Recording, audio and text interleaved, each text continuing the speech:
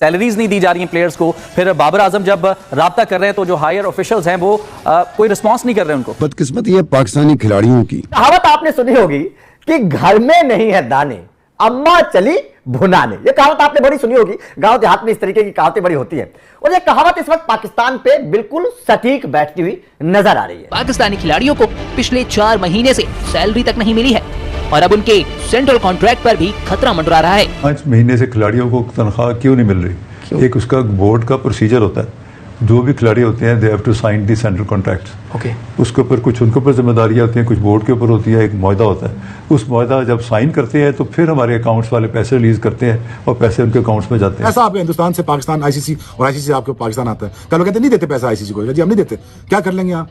Revenue stream कहां से लाएंगे हम बच्चों को कहां से पैसा बना के देंगे? आप अपने क्रिकेटर को सैलरी नहीं दे पा रहे हैं। आपके यहाँ लोग कटोरा लेकर भीख मांग रहे हैं, चंद्रयान पे जाने तक की बात कर देते हैं कटोरा लेकर। बिजली आपके यहाँ है नहीं, पानी की समस्या आपके यहाँ है, बेरोजगारी आपके यहाँ है। जिस आतंक को आपने पाला है, जिस आतंक को आपने पालन पोषण किया है, वही आपको नुकसान कर रहा है। पाकिस्तान क्रिकेट बोर्ड जहां साल 2025 में होने वाली चैंपियंस ट्रॉफी के लिए स्टेडियम के रिनोवेशन पर जमकर पैसे बरसा रहा है, तो वहीं दूसरी तरफ खिलाड़ियों को पैसा नहीं देने से उस पर कंगाल होने का भी आरोप लग रहा है। बंद कर दो ना, मेरे घंटे के बेइज्जती तो हो रही है। हारिस सोहेल का घोड़े का ऑपरेशन कुछ और था, करवा कुछ हो दिया।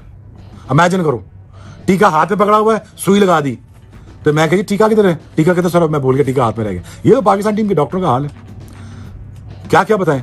उस चोट इधर लगी है, सारा गंजा कर दिया है पीसीबी एक डॉक्टर ने हमारा। अगर हम पास्ट में चले जाएं, चले अभी की मैनेजमेंट ना देखें, पास्ट में चले जाएं, कुछ ऐसे मैनेजमेंट थी जहां things were working in a better way, और अगर वो चलते रहते तो शायद हमारी इधर ये पोजीशन ना होती जहां हम यही उखाड़ पिछाड़ ने बहुत दम मचाया है। मुकाबला हम अपना बीसीसीआई से, ऑस्ट्रेलियन बोर्ड से, इंग्लैंड से करते हैं।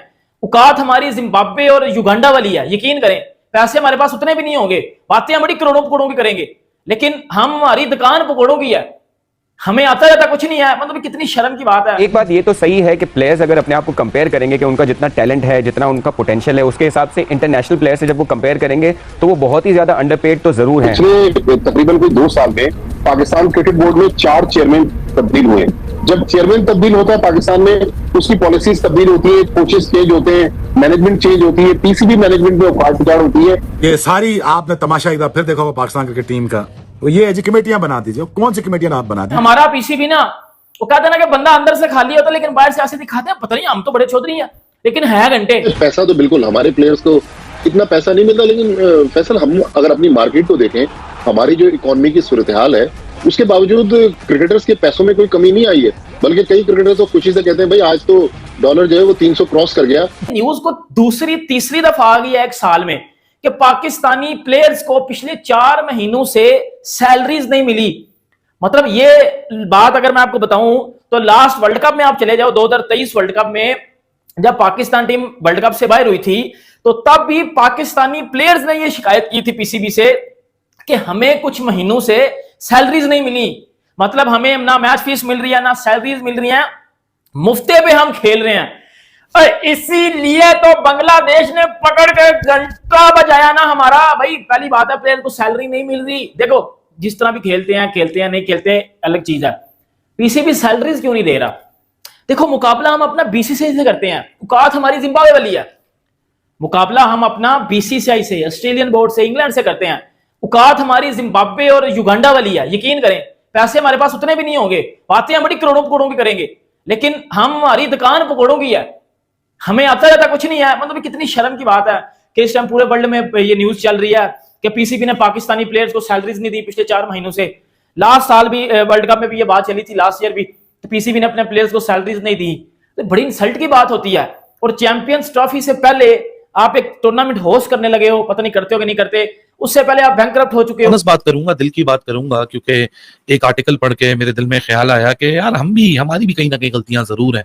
हम भी कुछ ऐसी बातें होती हैं जो बंद कमरों में होनी चाहिए, वो पूरी दुनिया के सामने हम अपने पेट नंगा करते हैं, फिर बिला वजह की कंट्रोवर्सीज खड़ी होती हैं, बिला वजह का लोग मजाक उड़ाते हैं, फिर हम नाराज हो जाते हैं।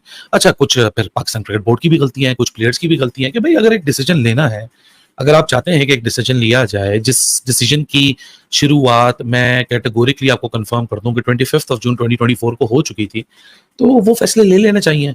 पता नहीं किस बात का हम लोग इंतजार करते हैं, पता नहीं किस चीजों का हम इंतजार करते हैं कि और कौन सी मुसीबतें हमारे दर पे आके दस्तक दें और हम दरवाजा खोल के बोले आओ जी मुसीबत, हमारे घर में मेहमान बनो और हमारा और मजाक उड़ाओ। सो भाई साहब, लेटेस्ट कंट्रोवर्सी, और वो कंट्रोवर्सी एक ऐसी है जो कि दोनों पार्टीज की तरफ से अवॉइड की जा सकती है, लेकिन हमारे यहाँ कुछ पेट हल्के हैं, कुछ प्लेयर्स हैं जो कि नैरेटिव्स पैडल करने में कोई कमी नहीं छोड़ते। चैंपियंस ट्रॉफी का काम इस वजह से स्लो किया जा रहा है, पैसे नहीं है, पैसे नहीं है। यकीन करें, कुछ बंदे तो ये बातें भी करते हैं कि सर इस वजह से कम बंदे लगा के काम स्लो करवाया जा रहा है कि पीसीबी के पास पैसे नहीं है। अब मुझे बताओ ना, मैंने तो ये बात नहीं ना की, या इसमें मेरा कसूर तो नहीं ना कि पीसीबी पाकिस्तानी प्लेयर्स को सैलरी नहीं दे रहा।